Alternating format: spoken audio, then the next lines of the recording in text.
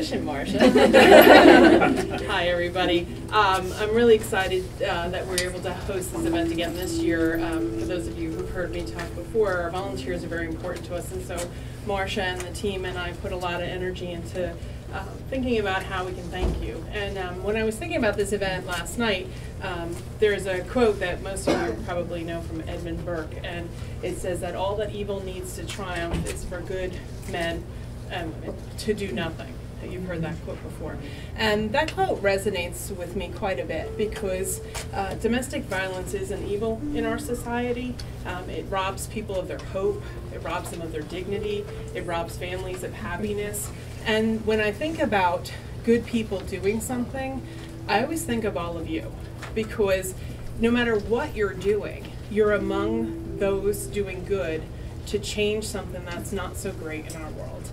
And the impact that you have just folds over into the next generation of people that are coming up in this world and setting our society on a better path than the one that it's on with regard to domestic abuse. So when I think about that quote, I think about that quote a lot because it means a lot to me. And so when we were talking about what we wanted to do for this event, those of you who've been here before, Marcia likes her themes. She likes to go with a theme, and I wholeheartely support that. And so we were talking about what would be a great theme for this year, and we came up with the hummingbird. And so I'm going to read to you, so I don't mess it up, what the Live Like a Hummingbird theme is. And the legend of the hummingbird is that they float free of time. They carry our hopes for love, joy, and celebration. Hummingbirds open our eyes to the wonders of the world and inspire us to open our hearts to the loved ones and friends. Like a hummingbird, we aspire to hover and to savor each moment as it passes, embrace all that life has to offer, and to celebrate the joy of every day. The hummingbird's delicate grace reminds us that life is rich, beauty is everywhere, every personal connection has meaning, and that laughter is life's sweet creation. When you look up the spiritual meaning of the hummingbird, it actually stands for the enjoyment of life and the lightness of being. And doesn't that just speak to our survivors? The enjoyment of their life and the lightness of their being. And so what the hummingbird teaches us is that we are to enjoy a sweet life. We are to lift up negativity wherever we see it creeping in. And that we express love in all of our daily endeavors.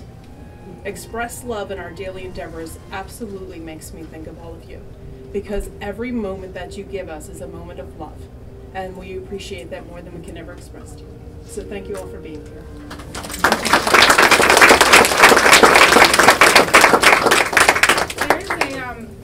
On your table, there's a share a moment. Anyone willing to share a moment?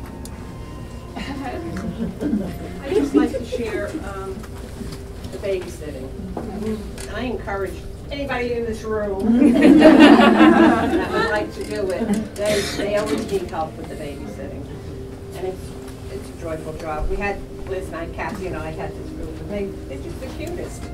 They're so lovable. But they came in, all of them were crying. By the time they left, they were laughing and hugging us, and so that's the best. That's the best.